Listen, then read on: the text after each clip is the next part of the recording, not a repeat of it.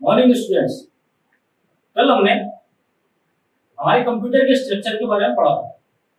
आज हम टॉपिक को इंस्ट्रक्शन साइकिल टॉपिक को हम आज कवर करेंगे। ठीक है, तो इंस्ट्रक्शन साइकिल क्या है? जिसमें कोई भी इंस्ट्रक्शन एग्जीक्यूट होती है। ठीक है, किसी भी कंप्यूटर की बुनियादी संचालन प्रक्रिया है। ये क्या है? इंस्ट्रक्शन साइकिल किसी भी कंप्यूटर की बुनियादी संचालन प्रक्रिया है। इसमें फैच, डिकोड और एग्जीक्यूट। ठीक है, फैच, डिकोड और एग्जीक्यूट, ये क्या है? इंस्ट्रक्शन साइकिल के कंपोनेंट्स हैं। ठीक है, कोई भी इंस्ट्रक्शन एग्जीक्यूट होगी तो वह सबसे पहले फैच होगी। ठीक है, उसके बाद डिकोड होगी और उसके बाद क्या होगी? हमारी एग्जीक्यूट होगी। ठीक है, फैच, डिकोड को एग्जीक्यूट साइकिल भी कहा जाता है। इस प्रक्रिया में कंप्यूटर अपनी मेमोरी से प्रोग्राम इंस्ट्रक्शन को प्राप्त करता है और अपने निर्देश अनुसार कार्य करता है। ठीक है, जो भी हम इंस्ट्रक्शन देंगे उसके अनुसार कंप्यूटर मेमोरी से इंस्ट्रक्शन को प्राप्त करेगा और कार्य करेगा। अब सबसे पहले हम देख लेते हैं इंस्ट्रक्शन फैचिंग। Fetch the instruction. इसमें क्या होता है?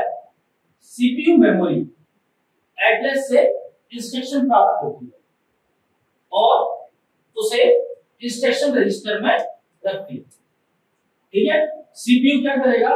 मेमोरी एड्रेस से इंस्ट्रक्शन को प्राप्त करेगा और कोई भी रजिस्टर जो होगा जिसमें आप वैल्यू को स्टोर करा रहे हो उसमें उनको होल्ड करेगा। अब फैच होने के बाद में इंस्ट्रक्शन को क्या किया जाएगा? डिकोड किया जाएगा। तो decode the instruction. Instruction register में मौजूद एनकोडेड इंस्ट्रक्शन को ऑब्जेक्ट डिकोडर के द्वारा इंटरप्रेट किया जाता है। अब क्या होगा इसमें? इस पेज में क्या होता है? जो आपने इंस्ट्रक्शन फैच की है उसमें जो एनकोडेड इंस्ट्रक्शन है उसको क्या किया जाएगा? ऑब्जेक्ट डिकोडर की सहायता से इंटरप्रेट किया जाएगा या फिर इसे एनकोड किया जाएगा। ठीक है, सॉरी मतलब डिकोड किया जाएगा। लास्ट पर आता है एग्जीक्यूट द इंस्ट्रक्शन। इसमें क्या होगा?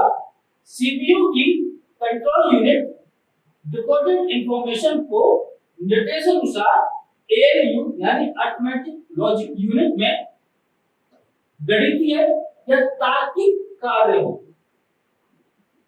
को रजिस्टर से मान प्राप्त करने और वापस परिणाम को रजिस्टर में लौटाने का संकेत भेजता है।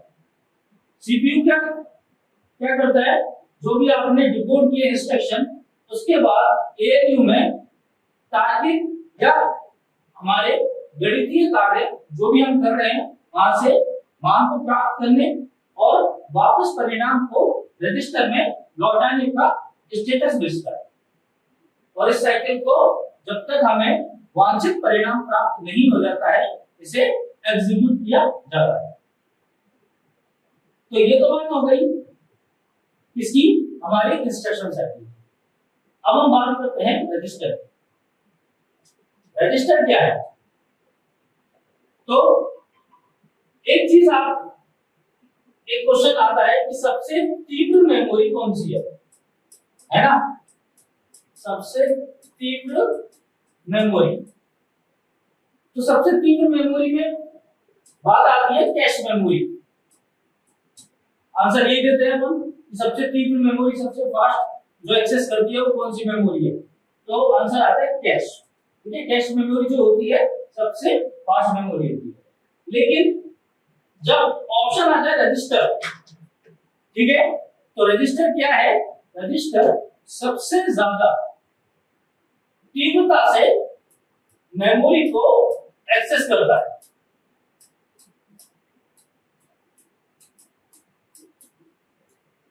है ना? क्वेश्चन आ जाएगा कि सबसे तीव्रता से मेमोरी को एक्सेस कौन करता है?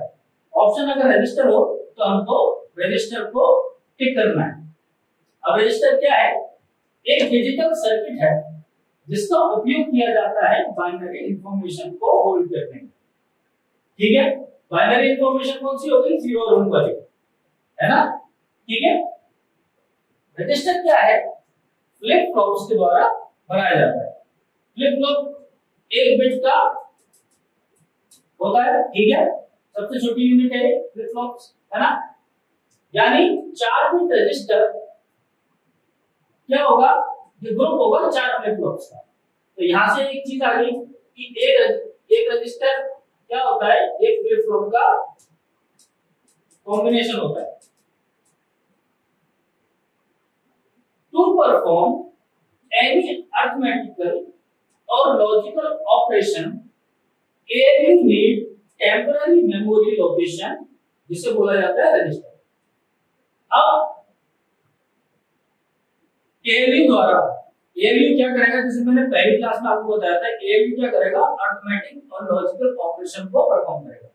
अब ALU को अपने इंस्ट्रक्शन को परफॉर्म करने में एक टेम्पररी मेमोरी लोकेशन की आवश्यकता होती है ना? टेम्पररी मेमोरी लोकेशन कौन सा होगा? वो होगा हमारा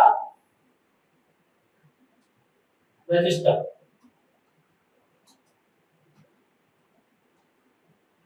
यहां से क्या समझ में आया हमारे कि रजिस्टर क्या है? रजिस्टर डिजिटल सर्किट है जो बाइनरी इंफॉर्मेशन होल्ड करता है, फ्लिप फ्लॉप्स के द्वारा बनाया जाता है, एक बिट का होता है, ठीक है, और ALU को ऑपरेशन परफॉर्म करने के लिए एक टेम्पररी मेमोरी लोकेशन की आवश्यकता होती है, जिसको हम क्या बोलते हैं? हम बोलते हैं रजिस्टर। ठीक है,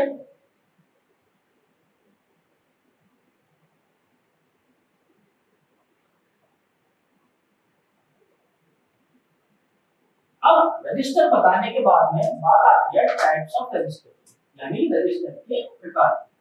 तो सबसे पहला जो टाइप आता है वो आता है जनरल पर्पस रजिस्टर। ठीक है, इसको हम क्या बोलते हैं? इसको हम बोलते हैं प्रोग्रामेबल रजिस्टर।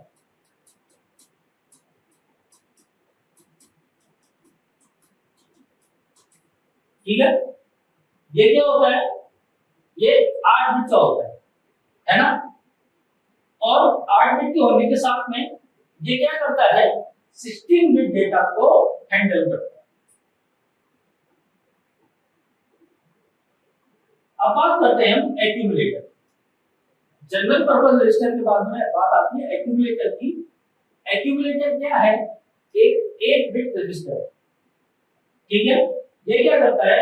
ये डेटा को स्टोर करता है और एयर ऑपरेशंस को, यानी अरिथमेटिक और लॉजिकल ऑपरेशन को क्या करता है? परफॉर्म करता है। ठीक है, एक्यूमुलेटर क्या है? 8 बिट रजिस्टर, और क्या करता है? एयर ऑपरेशन को परफॉर्म करेगा और डेटा को स्टोर करेगा। अब तीसरी बात आती है फ्लैग रजिस्टर्स, है ना? इनको हम क्या बोलते हैं? इनको कंडीशन कोड भी बोलते हैं, या फिर हम इनको क्या बोलते हैं? स्टेटस रजिस्टर भी बोलते हैं। ये क्या करते हैं? एक बिट फ्लैग को होल्ड करते हैं, ठीक है, जो वेरियस कंडीशंस को, यानी विभिन्न स्थितियों को इंडिकेट करता है। अब इसकी स्थितियां कौन कौन सी हैं? इसकी स्थितियां आती है हमारी सबसे पहले कैरी। ठीक है, तो कैरी क्या करेगा? कैरी इंडिकेट करता है कि ओवरफ्लो है या नहीं। ठीक है, इसके बाद में बात आती है पैरिटी। पैरिटी क्या करता है? पैरिटी इंडिकेट करता है कि रिजल्ट में ऑड नंबर ऑफ वंस है या इवन नंबर ऑफ वंस, यानी जो हमारा रिजल्ट आया है उसमें ऑड नंबर ऑफ वंस है या इवन नंबर ऑफ वंस। तीसरी बात आती है जीरो कंडीशन की। जीरो कंडीशन क्या इंडिकेट करती है? इंडिकेट करती है कि रिजल्ट जो है हमारा वो जीरो है या नहीं है। इसके बाद हम बात करते हैं साइन। तो साइन जो कंडीशन है वो क्या इंडिकेट करती है? इंडिकेट करती है कि जो रिजल्ट है हमारा वो प्लस आया है या माइनस आया है, अर्थात पॉजिटिव आया है या नेगेटिव आया है। लास्ट में जो साइन आता है ना वो साइन बिट और या फिर साइन कंडीशन को शो करता है। अब बात आती है डेटा रजिस्टर की। अब ये जो हमने पढ़ा था पिछली बार फ्लैग रजिस्टर, अभी जो हमने पढ़ा है, ठीक है, फ्लैग रजिस्टर में जितनी भी मैंने कंडीशंस बताई हैं यहीं से डायरेक्ट क्वेश्चंस पूछ लिए जाते हैं कि जीरो और नॉट कौन सी कंडीशन के द्वारा आपको इंडिकेट किया जाता है, या इवन नंबर ऑफ वंस जो रिजल्ट में आते हैं या ऑड नंबर ऑफ वंस जो रिजल्ट में आते हैं वो कौन सी कंडीशन द्वारा शो किए जाते हैं। तो वहां से आप बता दोगे कि हमारी पैरिटी कंडीशन के द्वारा इसको शो किया जाता है। अब हम बात कर लेते हैं डेटा रजिस्टर। ये क्या करता है, ये पेरिफेरल से तथा पेरिफेरल में ट्रांसमिट किए गए डेटा को टेम्पररी रूप से स्टोर करता है। ठीक है, ये क्या करेगा, पेरिफेरल जो डिवाइस है वहां से और जो पेरिफेरल डिवाइस से और पेरिफेरल डिवाइस में, ठीक है, डेटा को टेम्पररी रूप से स्टोर करेगा। इसका उपयोग किया जाता है माइक्रो कंप्यूटर। ठीक है, अब पांचवा नंबर जो आता है वो आता है बेस रजिस्टर। ठीक है, बेस रजिस्टर क्या है, बेस रजिस्टर 16 बिट रजिस्टर है पहली बात तो। ठीक है, और ये क्या करता है, इसमें अरिथमेटिक तथा डेटा मूवमेंट जैसी क्रियाएं की जाती है। इसमें स्पेशल एड्रेसिंग को परफॉर्म किया जाता है। ये क्या करता है, यह वेरिएबल का मेमोरी एड्रेस होल्ड करता है। ठीक है, बेस रजिस्टर है, 16 बिट रजिस्टर है, क्या करता है, वेरिएबल के मेमोरी एड्रेस को होल्ड करता है। अब बात करते हैं हम काउंटर रजिस्टर। काउंटर रजिस्टर जो है वो है 16 बिट रजिस्टर। ठीक है, आपसे डायरेक्ट क्वेश्चन यह पूछ लिया जाता है कि काउंटर रजिस्टर कितने बिट का रजिस्टर है, तो यहां से आप बता दोगे 16 बिट का हमारा रजिस्टर है। ये क्या करता है, इंस्ट्रक्शन को रिपीट तथा लूप करने के लिए उपयोग किया जाता है। ठीक है, जो भी इंस्ट्रक्शन को जैसे हम किसी को रिपीट करना है बार बार, है ना, तो इसके लिए हम कौन सा रजिस्टर का उपयोग करते हैं, काउंटर रजिस्टर का। अब बात आती है प्रोग्राम काउंटर, जिसको हम क्या बोलते हैं, पीसी। ठीक है, प्रोग्राम काउंटर क्या करता है, इंस्ट्रक्शन एड्रेस और काउंटर रजिस्टर, ये इसके अन्य नाम।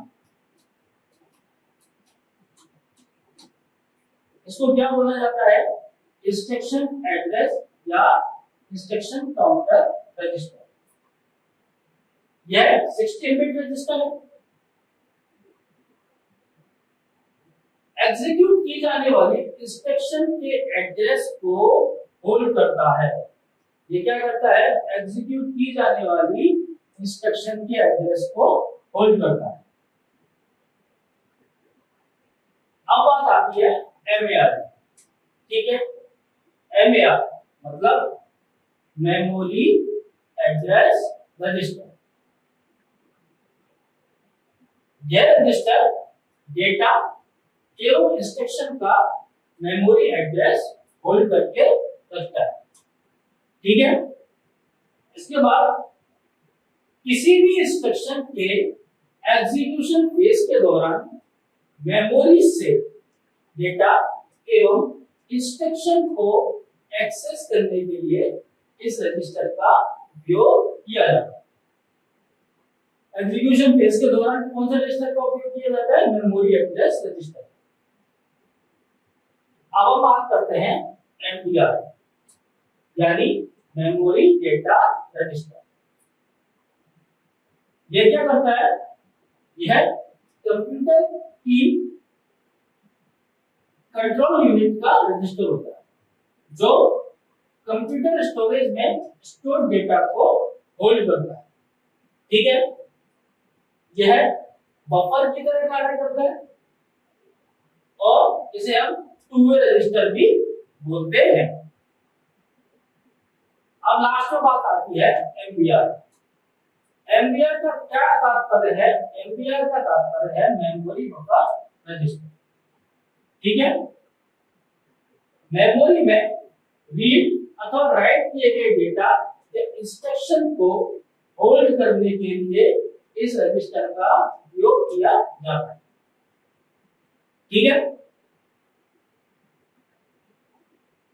तो इस टॉपिक में हमने दो चीजों को कवर किया था, एक तो रजिस्टर और इसके टाइप्स,